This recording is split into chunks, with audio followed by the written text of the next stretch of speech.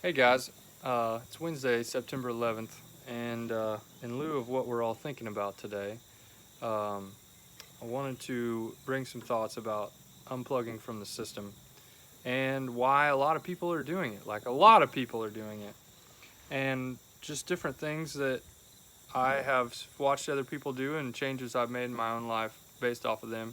And the first thing that we have to understand as people, all of us, is that how independent or dependent we are is always on a sliding scale. And if you're standing still, the way the world is wired today, it is wired to make us dependent on everything: food, healthcare, educate. I mean, we all know this.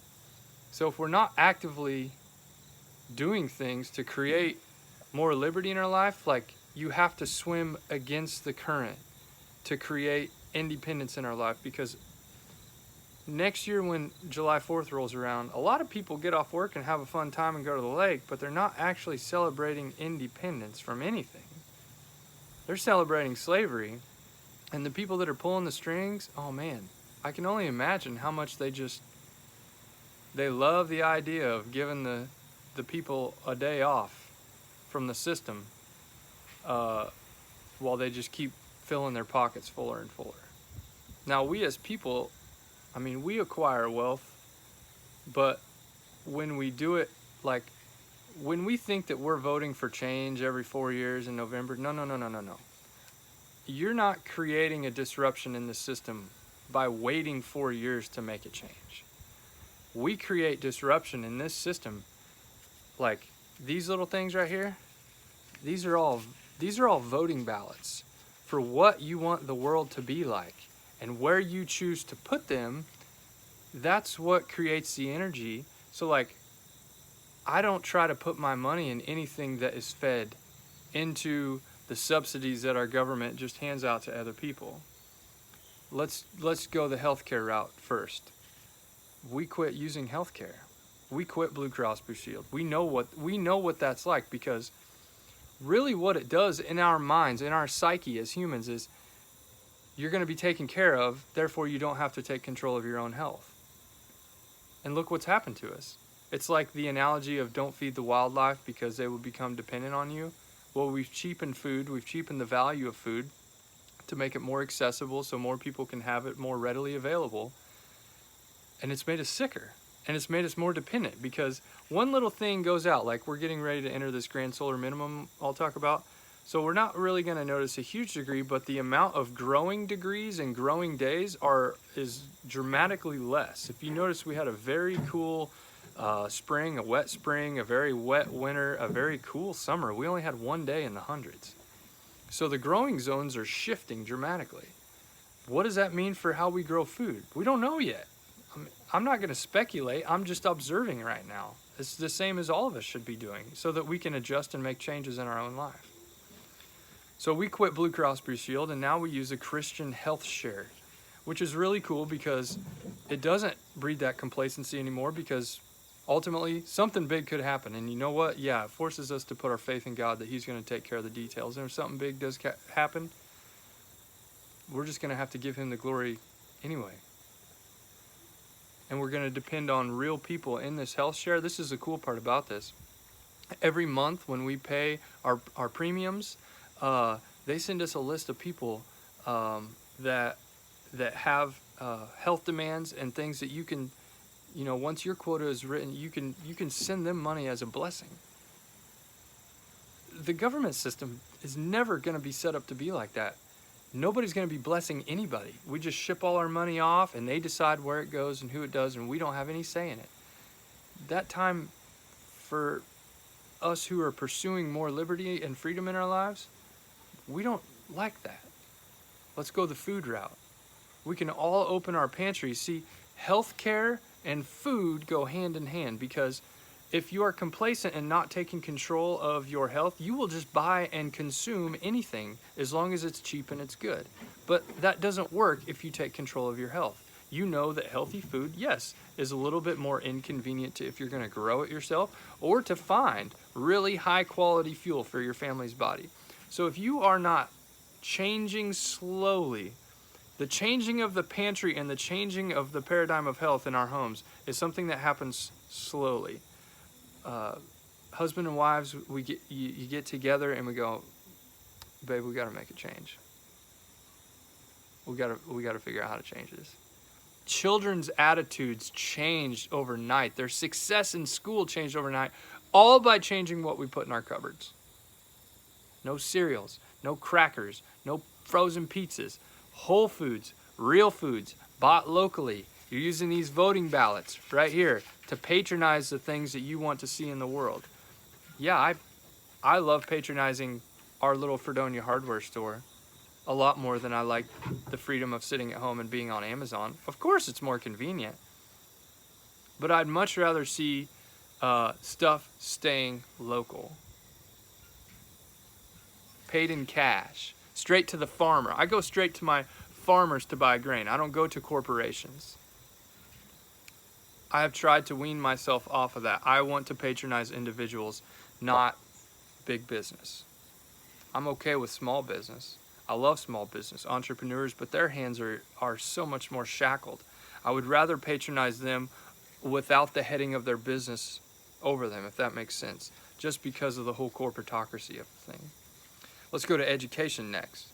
So we don't live in a time anymore where we have to pursue information through an institution.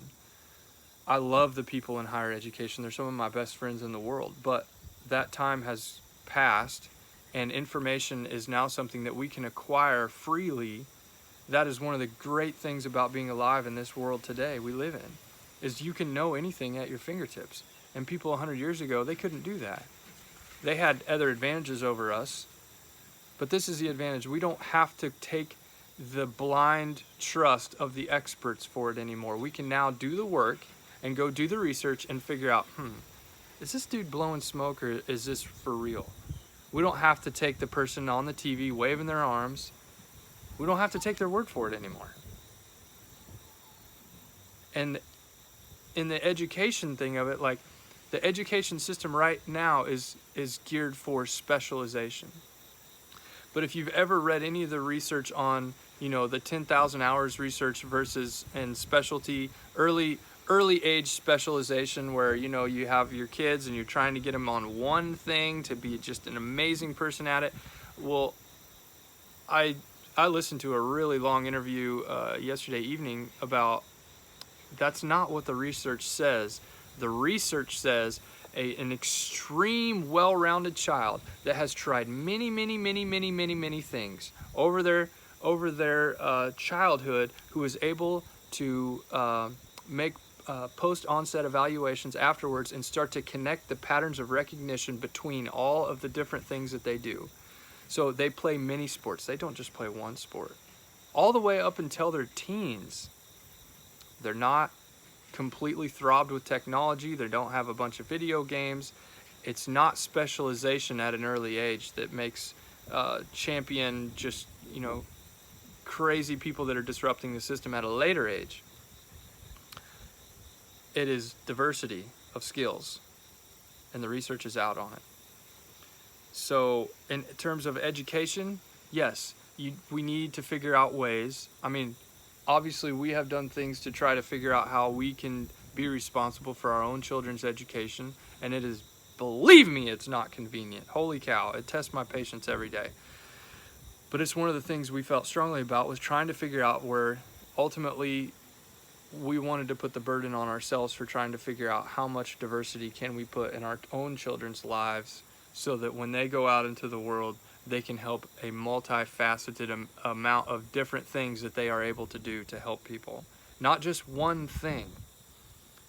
Specialization, to me, really landlocks people, and it's why today we have so many people that are jumping from, job to job to job, doing different things, because they never got the chance to do that as a young child.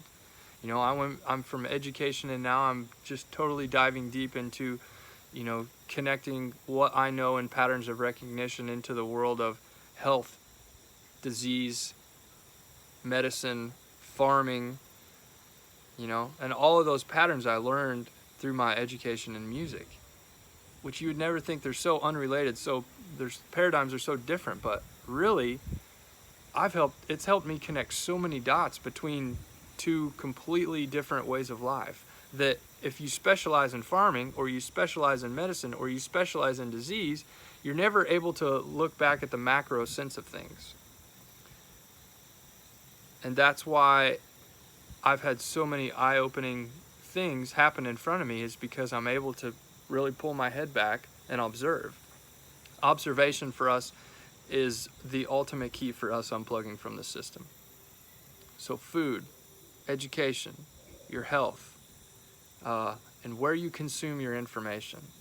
You're not gonna become a more free person by watching TV and getting your information from CBS, NBC, ABC, Fox News, MSNBC. It doesn't matter whether you're a liberal or a Republican. We need to stop using these labels that divide us.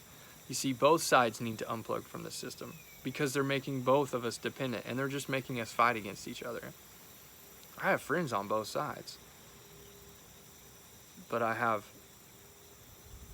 a lot more friends that are unfortunately dependent, that are celebrating slavery on July 4th, than I do celebrating liberty.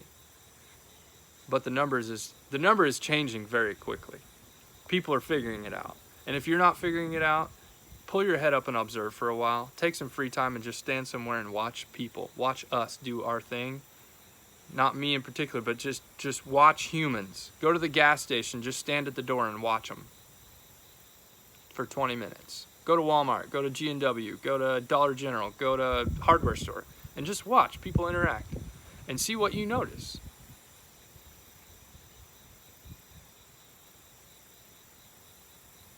For you, my friends, it's just for you, my friends, thoughts that I can bring to you to help you make change in your life.